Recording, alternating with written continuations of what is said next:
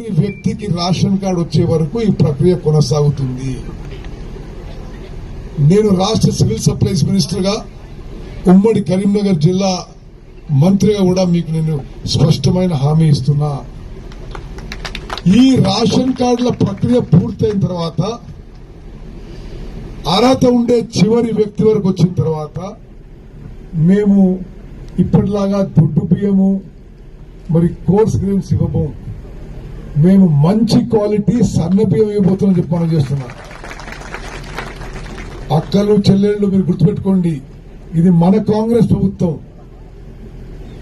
మేము గతంలో లాగా ఏదో ఇష్టమంటే ఇచ్చినట్టు అది నిజంగా చాలా మందికి తినడానికి కూడా ఉపయోగం లేకుండే విధంగా కాదు.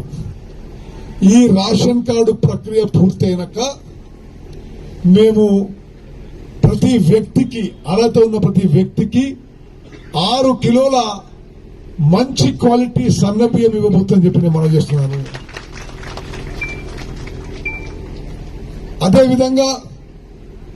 అదేవిధంగా ఇళ్ల విషయంలో కూడా గత 10 ఏళ్ల పాటు మీరు మోసపోయినమ్మా.